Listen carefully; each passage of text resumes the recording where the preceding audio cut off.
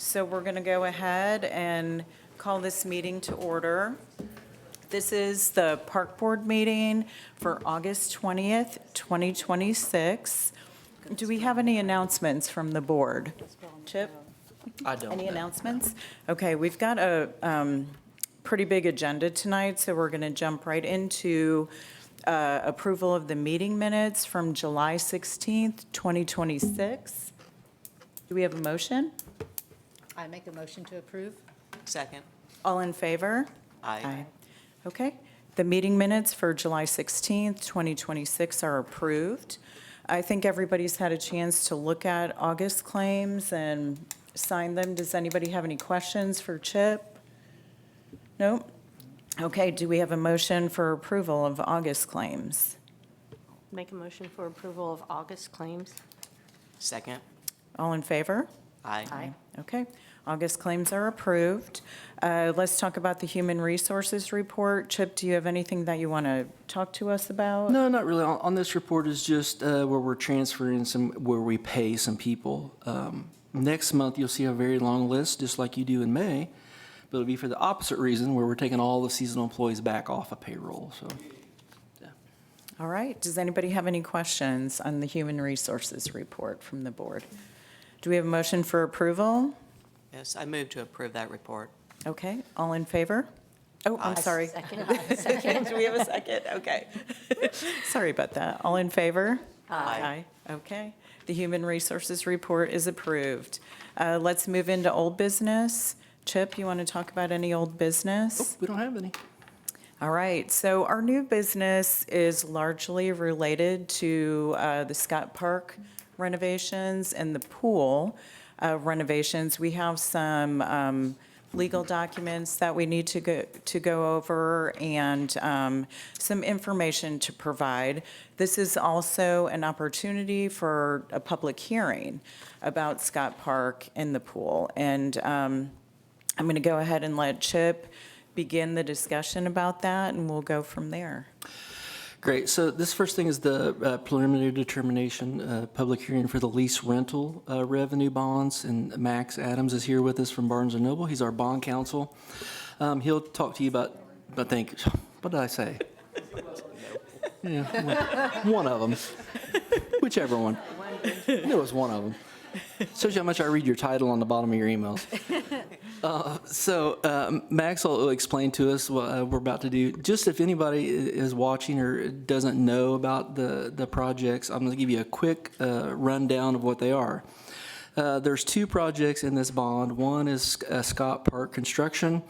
It includes 8 ball diamonds, 2 soccer fields, 12 pickleball courts, 3 basketball courts, numerous park shelters, a playground, a splash pad, 900 plus or minus parking spaces, a new roundabout off of Commerce Drive, a new trail connection from the Scott Park neighborhood onto the trail on Commerce Drive, a new maintenance facility for the Scott Park area, 3 fishing piers, I almost forgot, at the pond, so we'll have fishing at that facility. And I think that's the highlights of Scott Park. That project is estimated at $35 million. We think it's going to come under that, but we're getting ready to start a scoping period. What a scoping period is that we'll go through and figure out all the details of everything that costs money. So every detail down to a picnic table, all the way to what turf cost and fencing and roundabouts and the whole 9 yards. So that process actually is getting ready to start, I believe, at the end of next week. So the other project that we're doing as part of this bond will be an expansion and renovation of the Franklin Family Aquatic Center. It will largely be updated with the new mechanical equipment. We'll make some structural changes to the existing pool. It does get rid of the diving well. We'll make it come up to 5 feet instead of 12 feet. That will be a small ninja course for kids to go through. It also includes 3 new water slides. One of them would be a toilet bowl slide. It's the only way I know how to describe it to people.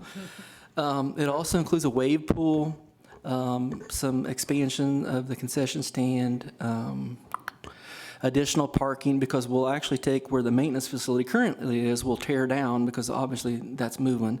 And then that will include about 120 new parking spots for that facility. That's a quick rundown of the two projects in case nobody had heard about it. Max, I don't know if you want to go from here. So.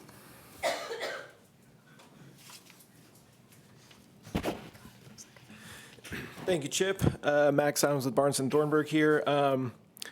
I'm just going to talk about the public hearing process, and then once we get through the public hearing, I'll address each of the resolutions in turn. So this is due to the size of the bond. State law requires that the park board needs to hold 2 public hearings related to the project. So we'll be holding a public hearing this evening as well as the September park board meeting to talk about sort of the structure of the bonds. You sort of previewed this at the last meeting that we're going through, a couple different processes. We have the preliminary determination process, which we're, doing tonight. Then there's a separate park board process. So there'll be actually a couple different public hearings at the next park board meeting. And then due to certain state law things that, for the sake of time, I won't get into, we need to issue these as lease rental bonds. So we'll be creating a building corporation. That goes to the next resolution. I'll get into that more later. But at this point, the first public hearing is just sort of to hear from the public about the project. Again, we'll be doing this again at the September meeting. One of the things we have to do as part of this public hearing process is we need to disclose certain financial disclosures to the public. And my colleague, Nikki Franklin, with Peters Franklin, municipal advisor to the city, has the unenviable job of running through those numbers for us. So I'm going to turn it over to her before we get into the public hearing portion. Thank you. Hi, I'm Nikki Franklin, Peters Franklin. I don't think I've been seeing you guys yet. You probably saw Jeff last time. So as Max says, controlled projects. So we're required to present these 9 super interesting facts to you, but it's required. So the first one is current projected annual debt service payment divided by net assessed value. So it's a percentage. So currently in 2026 it's 0.0172. That is going to go up to 0.1701 for the next 20 years. My apologies. The second point is long-term outstanding debt plus overlapping debt. So overlapping debt would be debt of the county, the school, the city, the library, whatever else is in your taxing district. Currently, that is 3.8%, and that's going up to 5.9% with this new debt. The maximum term of the bonds in the lease is 20 years. The maximum principal amount of the bonds is $39.5 million. The maximum amount of the lease rental, because we have to add in interest and whatnot, is $62,302,500. The estimated interest rate is 5%. We won't know that until we actually go sell these bonds in the months to come. But the estimated at today's world is 5%. Then that would create about a $22,791,894 interest cost. The current debt service on the current park bonds that you have today is $300,596 with a rate of 0.0160. The increase would be $2,734,654 annually on debt service levy, which creates a increased rate of 0.1456. Almost there. Estimated 10-year debt service levy and rate would be $3,035,250 and a rate of 0.1616 for the next 10 years. And then the max annual debt service rate is $3,195,000. Now that was a lot of information. It was required. You'll get it again in September. Any questions? Thank you. Thanks, Dick. Does anybody have any questions? All right, so what we're going to do right now is begin a public hearing that is specific to the Scott Park and the pool projects. And I think before we begin, we have the mayor here. Mayor, did you want to say anything, or? Thank you. I think The only thing I want to say, and I think I'd said this the last time, but there's more people in the room. Franklin is has been very frugal over the years. Financially, Franklin is very sound. We have very little debt, and that's something that I'm proud of as mayor. And I know the mayor before me, he did one bond. That was to do all the improvements down through town from the interstate out to the hospital. We did North Main Street, South Main Street with that bond, plus paying a little bit of cash along the way. And that's how we've been able to stay financially sound. Then when I become mayor, we did a bond for the amphitheater and our portion of the state project, US 31, so we can get the trails. And then, so we're about, at this point, what I'm seeing is about $12–14 million in debt. And for a city our size, that is very, very low. And if anybody wants to check, and I'm sure Nikki can back this up, our neighbors here in our county is a lot further in debt than that. And then whenever you go north and you see what happened with up in Fishers and Carmel and those areas, they're $1 billion in debt. So we're not close to that. We're never going to be close to that. And we're all pretty conservative people here and trying to do a good job of being able to bring two big quality of life projects to the city that is desperately needed and has been talked about for many, many years, especially the Scott Park project. And going back again, I'm being proud of not having much debt. Like, we paid cash for our active adult center. We paid cash for the truck route where all the roundabouts went. That was paid for. That's not been financed. So I think we're in good shape to move forward with this, and that's my 2 cents worth of mayor is what I see. And another reason that we're in that good shape is because we do have people like Nikki and Jeff guiding us along the way on things we can do. I like to think that I'm pretty good with money and know how to handle money, but you know, there's sometimes you need professional help, and that's what they are. So thank you, guys. Very good. Thank you, Mayor. Okay, so how we're going to do this is if you have a comment about one of these projects, if you could please step up to the microphone. That way we can record it and people can hear you and we can get your questions answered. So with that being said, do we have anybody who wants to go? You want to say something about the part? No? Okay, anybody else? All right. Well, that kind of concludes the public hearing component of this for this particular meeting. Again, our next meeting is going to be another chance for folks to talk about Scott Park. I think we've got maps, I think, on our website. If anybody has questions about the projects or wants to see what they're going to look like, you know, go ahead and get on there and take a look at them.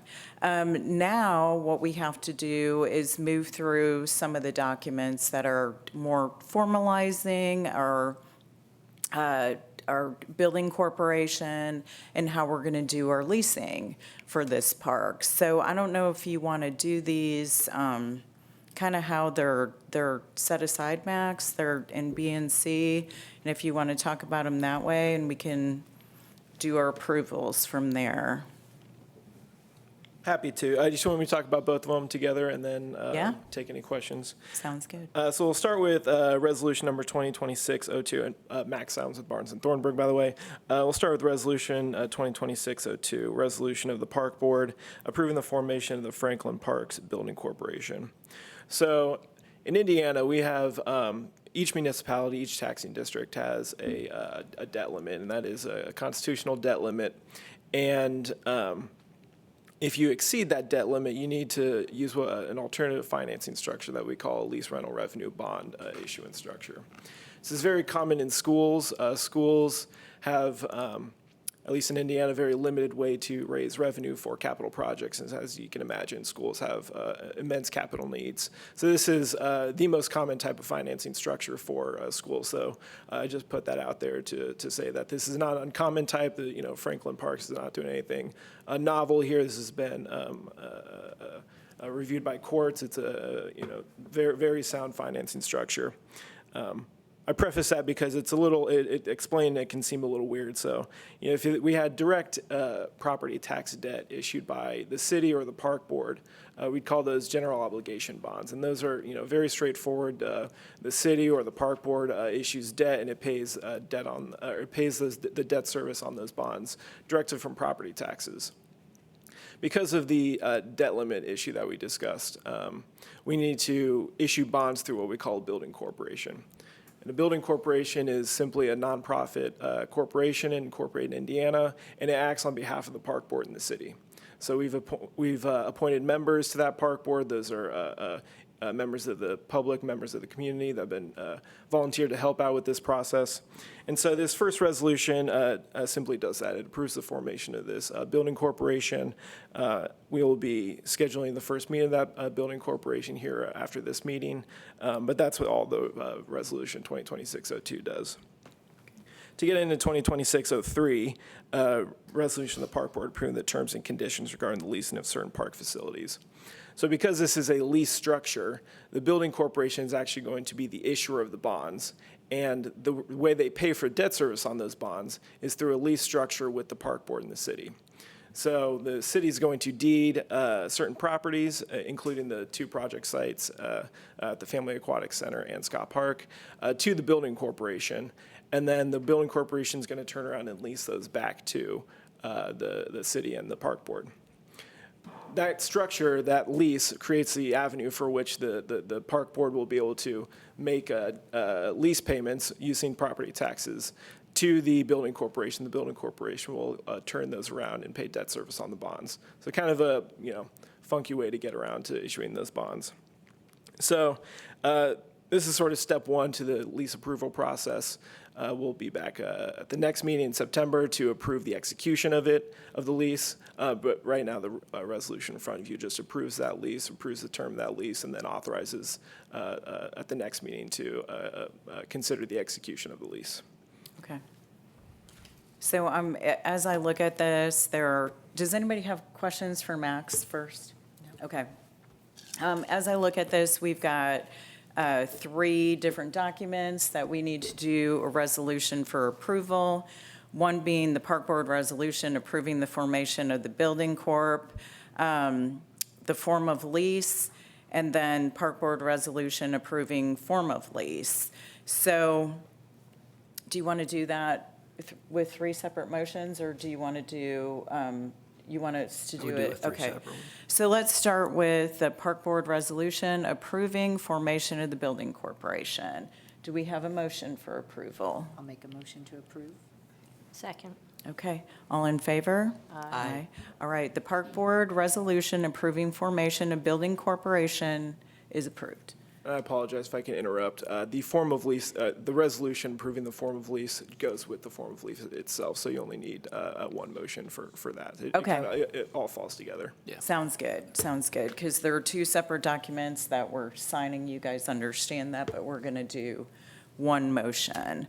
So do I have a motion for approval of the form of lease and the park board resolution approving the form of lease? I will make that motion to approve. Second. Okay, all in favor? Aye. Okay, so the form of lease and the resolution approving the form of lease are approved. Thank you so much, and thanks for bearing with me with my long-windedness. No, you did great. Thanks, Max. Okay, so we're moving on. We have a request for permission for Interlocal Food Pantry to use the Greenway Trails on Sunday, October 4th, from 3 to 6 for the annual Harvest Walk. Is there anybody here from the food pantry? There's not. Okay. Does anybody have any questions on that request for permission? No. This is an event they do every year, so. Great. Do we have a motion? I make a motion to approve that event. Second. I'll second. All right, all in favor? Aye. All right. They have permission to use the Greenway Trail for the Harvest Walk. Let's go into department reports. I just got 4 things I wanted to let you know about that's coming up in the next 30 days. If you are a fan of community theater, Our Town Players is having a performance at the new Active Adult Center That actually starts this Friday, so it's Friday, Saturday, and Sunday this week, and then next week, Friday, Saturday, and Sunday. Huh? Yeah, there are a couple of days that's already sold out, so it's pretty popular. And it's a musical this time, and it's Seussical. Yeah. So if you're into a community theater, come and see that at the Active Adult Center this weekend. This weekend is actually the last day, Sunday, 23rd is actually the last day for the Aquatic Center to be open for this season. So make sure you come and this weekend. Our next concert at the amphitheater is Friday, August the 29th, and it's Cornfield Mafia. I'm going to guess that's a country band. So, just a guess. And then I wanted to put it on your radar screen because we haven't talked about this very much yet, but the Fall Festival is coming up the last Saturday in September. Clayton Anderson, pretty popular country singer here in central Indiana, is the concert. But we also wanted to let you know that if you attended the fireworks this past year, my staff is smiling because if you didn't notice that we didn't have a grand finale, you weren't watching because the fireworks company had a problem. So the fireworks company has agreed to a fall festival fireworks show for free. Whoa. They're going to put a So, finale on it? let's hopefully they put the grand finale this time. So we will be having fireworks at I think at 10 o'clock right after the concert for that event too. But I did want you to know that they are making amends to us and it's free. So. Okay. Good to know. Cut down on the Facebook chatter. All right, so the next two things we're going to talk about are our funds, the Athens Rec Fund and Parks Appropriation, Cemetery Appropriation Fund reports. Yeah, so these are the reports I give you every month to show you, and remember that one of them that's not complete is this year, and then obviously I give you last year's, so you can take a look and always compare to where we are revenue-wise. We were almost right on track, exactly where we were last year for revenue in the Athens Rec Fund. And then you see we break them down into 30 or so different accounts, and you can see individually what that looks like as well. So if you're interested in knowing, for example, how much money the dog park made last month, you can very easily find that on there. If you're bored at home or in the audience and you want to click on those afterward, all those are public record, and you can take a look at all the finances of the parks. So.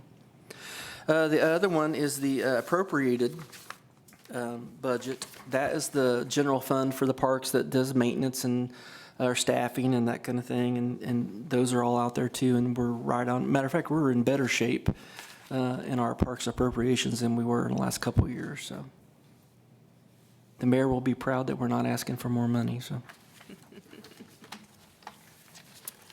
All right, Aquatic Center Review Report. Yep, that's the last one here. That's the one that's yellow, color-coded, so you can see it.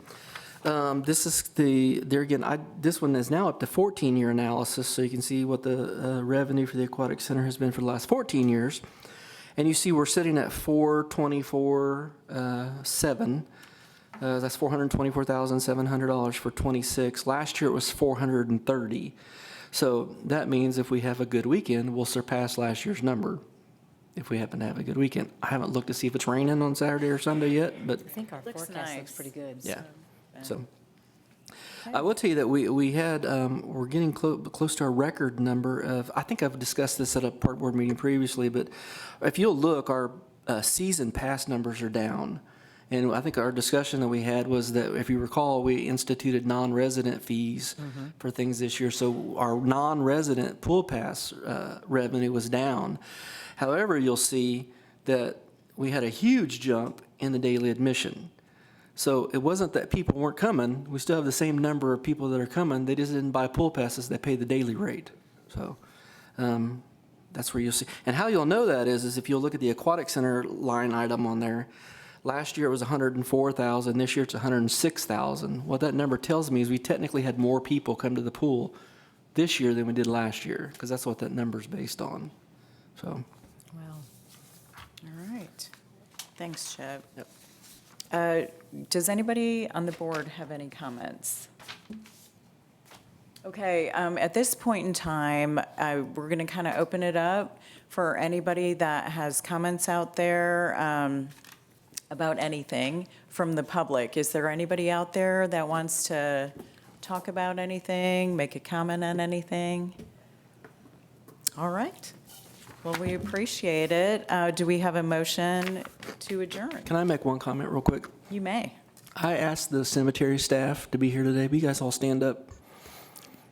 I asked them all to come here today because I wanted to publicly recognize them for doing such a good job over there. That's a tough job.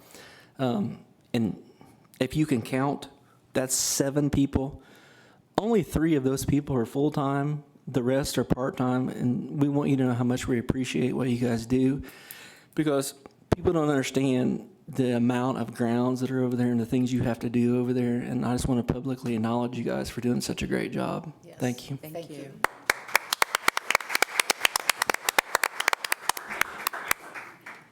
And since Chip did that, thank you, Chip, because I want to do the same thing. Of course, we know, and I'll just go ahead and just pull the Band-Aid off. I've been getting burned up about shepherd hooks, okay? And I go over there, thank you guys for taking those dangerous shepherd hooks up that is just there and not being maintained. And when you read the rules, these people that get on Facebook, they're blowing that completely out of proportion. Here's the rules. It's pretty simple. If you want to hook, all you got to do is just follow these rules and you can do whatever you want. But you guys do a great job of maintaining our cemetery. It's really appreciated. And I also want to let the public know while we're here, we have already completed 612 headstones. That's been fixed. The bases have been fixed. We just approved another 150, so by the end of the year, there'll be 762 headstones that's being maintained by our parks, not the residents that have the headstones there. We're taking care of that. It'd be nice if they had family that can do that, but that's part of our responsibility. So we did that. In 2024, we put in the colubrium. In 2025, we did paving, $104,619. This year, we did paving, $57,687.